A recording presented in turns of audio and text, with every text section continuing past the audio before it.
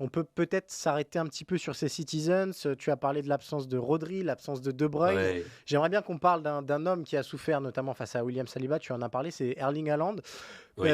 Essayer de comprendre un petit peu comment on juge son début de saison outre-Manche, parce que nous, quand on l'a regardé, on s'est dit: «Bah, ouais, c'est vrai que ça fait longtemps qu'on n'a pas parlé de Bruyne de Haaland pardon, qui met des triplés et cetera». Son début de saison statistique, c'est 8 buts, le même nombre que Kylian Mbappé. Est-ce qu'il est un peu dans le même creux justement que Mbappé en ce moment? Il a plus marqué je crois depuis 3 matchs. Est-ce qu'on on retrouve les mêmes doutes que par le passé bah, c'est vrai que Haaland, quand on lui donne pas de ballon, c'est moins essentiel, quoi?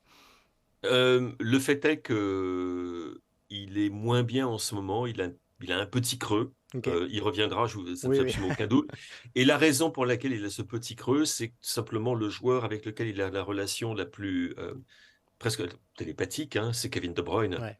et le fait est que lorsqu'il n'a pas Kevin De Bruyne pour être à ses côtés ou lui fournir les ballons, c'est beaucoup plus compliqué parce qu'il n'y a pas véritablement d'équivalent.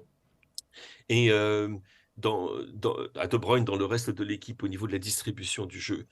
Et je dirais que le problème est plus au niveau de l'équipe et de l'organisation de l'équipe que d'autre chose. Qu'on retrouve un petit peu les problèmes qu'il y avait au tout début de l'arrivée de Haaland, quand les chiffres étaient corrects, mais qu'on sentait qu'il y avait encore Ouais, bien sûr. voilà, il y avait des choses à Des mettre en nuances, ouais, place, ouais. ouais, des nuances, la communication était pas totale.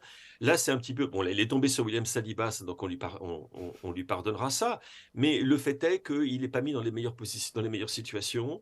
Le fait est que Manchester City développe pas tout à fait le même type de football. Bernardo Silva, par exemple, contre Ouais. Arsenal, jouait en numéro Très compliqué. 6, Ouais, ouais. très, très compliqué, du fait de l'absence de Rodri.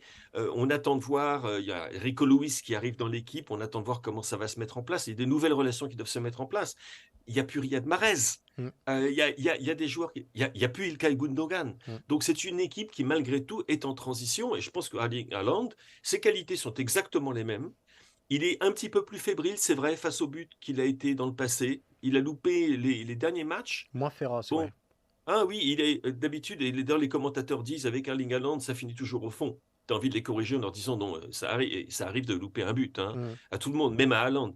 Là, il est moins bien. Il est moins bien, mais parce que le contexte est moins bien pour Manchester City. Je crois que c'est plus ça qui fera, non pas douter, mais qui va donner l'occasion à Guardiola de réfléchir à la façon de faire revenir son équipe au tout premier plan.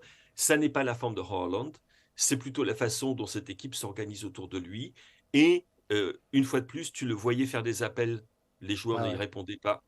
Il se retrouvait en position excentrée. Il n'était pas là où il devait être. Et ça, c'est également à cause du positionnement de ceux qui étaient autour de lui. Ouais.